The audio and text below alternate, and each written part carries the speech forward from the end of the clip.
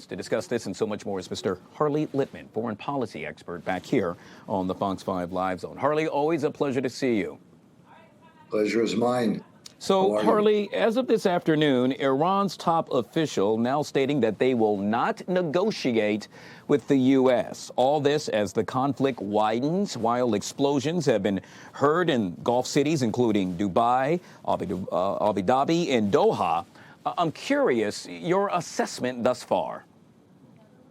My assessment is actually that things are very positive and things are going better than expected.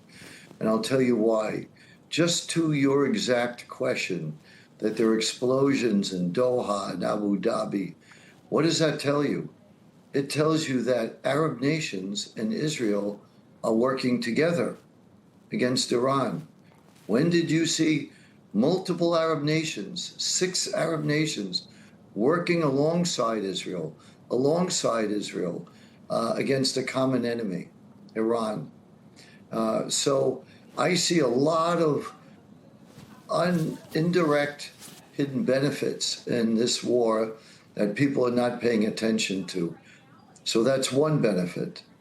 I could share with you others, but you have many other questions. Well, to that point, Harley, we know that Iran now causing mayhem, if you will, with regard to firing missiles at random, pretty much in that region, hoping to, what many say, will really disrupt the energy supply so that Washington will get several calls saying, hey, let's stop this. And to your point, as a result, now a number of Gulf countries, if you will, now combining forces. It's done the opposite of what Iran wanted, did it not? Exactly. That's exactly my point, that Iran's strategy has backfired, that this has created an extraordinary alignment of Arab nations working with Israel, where Israel is helping to protect Arab nations, and Arab nations are working to protect Israel. That happened a little bit in the June war of 12 days, where Jordan and some other nations went to stop or tried to work with the United States and Israel to prevent missiles from being fired into Israel. But it hasn't been on a scale like it is today. So I see that the hidden benefits are greater, by far greater than the damage that's being caused by Iran. And keep in mind, while any missiles fired into any nation, and I'm speaking about the Arab nations and Israel, which is causing death and destruction, fortunately is limited, and hopefully it'll remain to be so. Meaning that this is what we thought would happen. This is manageable. As sad and tragic as it is for people to lose lives and for property to be destroyed, but we are in a war. And in a war, these things happen. And if the outcome is, which is what we hope will be, a regime change, it's a new Middle East. It's the best chance for peace in that part of the world. Well, that is definitely true. It is definitely a new Middle East. We also know that Hezbollah, Iran's largest proxy, if you will, now getting directly involved in the fight. Now, Israel is fighting not one, but multiple adversaries, are they not? They are. And I'm not aware, but the Houthi may get involved as well. And they're in Yemen, and they're a tougher enemy. They're far away.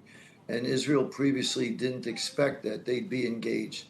But that's okay again. I think that this country, Iran, for the last 47 years, has been responsible for all the wars in the Middle East, has been responsible for global terrorism.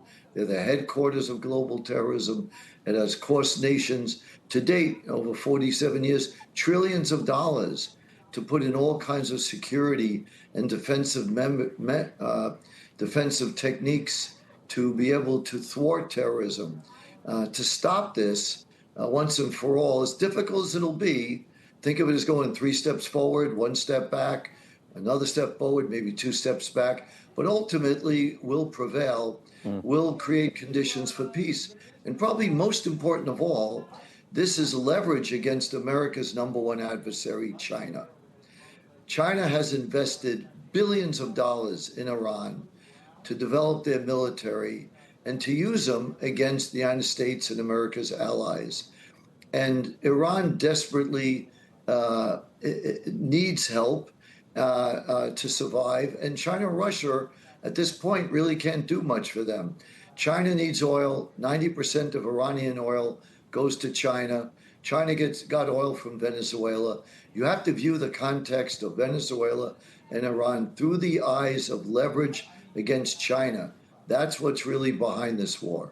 Harley, I want to take a step back, if you will, and yet again focus on the strikes by both the U.S. and Israel. We know that more than 500 have now been killed in Iran, at least 700 injured. Among those who are dead, the supreme leader, 40 top commanders.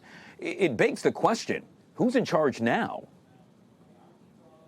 Well, there are other people in Iran that Khomeini had put in place. After the war in June, they put in a succession plan. They had a feeling that more conflict would ensue. The war last June was only round one. Hopefully, this will get to the final round and end the conflict. So there are people in power. But I think the United States may go for a regime alignment, exactly what they did in Venezuela. They're going to say to the people in charge, look, we took out Khomeini and your top 40 commanders. We will take out you too, unless you play ball and work with us. So they'll have a choice. This is what we experienced successfully in Venezuela. So I think that's going to be the strategy here in Iran. We know that several deadly strikes have occurred within Israel. Of course, those attacks brought forth by Iran. What's the mindset of those living within that country and that region where, well, unfortunately, several bombs landed and took lives? People are scared, naturally. You know, you can stop a lot of these, but even in the last war in June, it was, anywhere between 5 and 7% of missiles did get through. You can't bulletproof it, especially ballistic missiles are very, very hard to shoot down. So they're going to penetrate Israel's very effective air defense, and there's going to be fatalities and tragedies. And Israel's doing the best they can to thwart this, but these are the consequences of a war. Yet again, Harley Lippman, foreign policy expert, joining us right here on the Fox 5 Live Zone. We truly appreciate your insight. My pleasure. President Trump laying out his plans with regard to the objective in Iran. However, several members of Congress say not so fast. Charles Goyette, New York.